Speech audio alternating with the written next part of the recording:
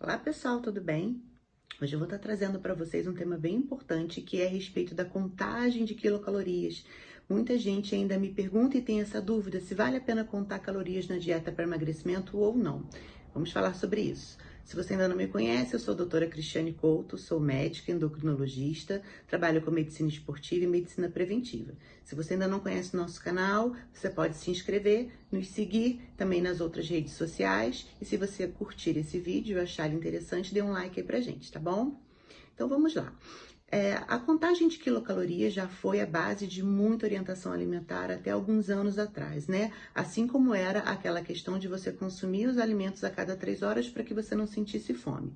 Hoje a gente sabe que isso caiu por terra, acabam sendo falácias do nosso dia a dia, mas que vão sendo aprimorados com as novas orientações alimentares. Por que eu te digo isso? Vamos lá, vamos pensar um pouquinho agora a respeito de uma comparação. O que você acha que pode ter de diferente se você consumir 300 calorias de frango e 300 calorias de batata frita? As duas refeições vão te proporcionar 300 calorias. Então, você priorizaria ou a batata ou o frango para você consumir? Ou você faria a mesma coisa? Então, aí é que entra a diferença, né? Uma segunda comparação, por exemplo, 300 calorias de salmão, 300 calorias de uma sobremesa, um milkshake, por exemplo. São as mesmas 300 calorias. Mas o que tem de diferente entre elas? A gente vai estar falando um pouquinho a respeito dos picos glicêmicos e picos de insulina. E por que é isso que te faz engordar e não as calorias em si? Bom, o que acontece quando nós consumimos determinados tipos alimentares, acontece uma liberação muito grande de glicose no nosso sangue e essa glicose acaba liberando muita insulina, que é o que nós chamamos de picos de insulina. A insulina é um hormônio anabolizante, ela tem como objetivo de armazenar energia e jogar para as nossas células a glicose que está circulante. Como existe muita glicose circulante, essa insulina vai pegar o excesso da glicose e vai armazenar para que em algum momento em que nós precisemos, no momento em que estiver faltando comida, que a gente possa pegar dessa reserva e utilizar como fonte de energia. E ela é guardada principalmente na forma de glicogênio, que é uma reserva pequena que a gente tem no músculo e no fígado, e uma reserva maior, que é em forma de triglicerídeo, guardado nas nossas células de gordura. E é isso que nos faz engordar, este excesso de glicose e o excesso de pico de insulina.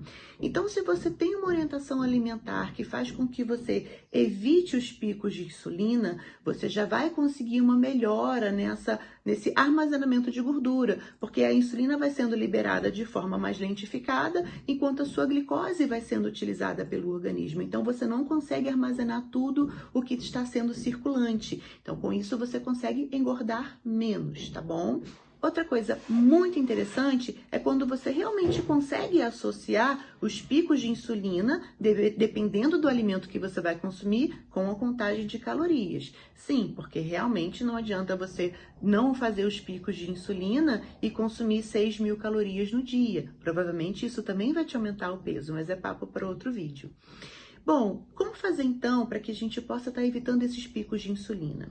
Isso tem a ver com algo que a gente chama de índice glicêmico dos alimentos, tá?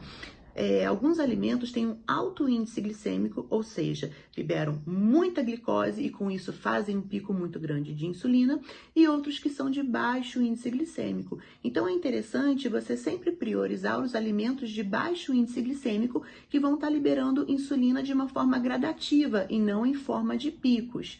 Agora, de uma forma geral, se você quer realmente melhorar a sua alimentação, melhorar a sua qualidade de vida e até perder peso com isso, eu vou te dar 3 dicas aqui bem importantes para você dar seguimento, independente da contagem de calorias e dos índices glicêmicos, tá bom? Primeira dica: se livre o que for possível dos industrializados, o máximo possível. A gente não consegue se libertar totalmente, a gente depende realmente de produtos industrializados para tudo, mas o máximo que você conseguir, retire os encaixotados, os enlatados, os empacotados, comece a ir mais na feira, comece a ir mais no açougue, nas quitandas e evite comprar as coisas que duram por muito tempo. Isso causa um padrão inflamatório muito grande e na maioria das vezes faz com que você tenha picos enormes de insulina e aumente o seu peso. Segunda dica: Tente evitar os refinados, as farinhas brancas e os açúcares. O que eu quero dizer com as farinhas brancas? São todas, tá? A farinha de trigo, a farinha de arroz, inclusive, que não tem o seu glúten, mas é uma farinha branca, porque essas farinhas, elas liberam muita insulina. E a tapioca também, ela é refinada e ela faz pico de insulina. Então, muito cuidado com esses excessos, tá? Então, tente se livrar desses refinados, das farinhas brancas e dos açúcares. E os açúcares aqui, gente, são todos, tá? Inclusive o demerara, inclusive açúcar de coco, que são açúcares do mesmo jeito. Eles têm uma quantidade calórica igual para todos os outros tipos de açúcar. A diferença é que, por ser menos refinado, teoricamente evita um pouco os picos de insulina, mas faz da mesma forma. Então, retire os açúcares e retire as farinhas brancas. E a terceira dica: comece a movimentar o seu corpo da maneira que te couber, da maneira que você puder iniciar, mesmo que seja um subir de escadas, ou que seja uma caminhada lenta até o seu trabalho, ou uma caminhada diária de 15, 20 minutos. Comece a se mexer. Isso vai fazer com que o seu corpo libere substâncias que vão te causar uma saciedade um pouco maior e você vai conseguir se adequar um pouco mais à sua orientação alimentar. Então, essas 3 dicas são dicas de ouro para você iniciar qualquer tipo de tratamento para aumento de qualidade de vida, tá bom?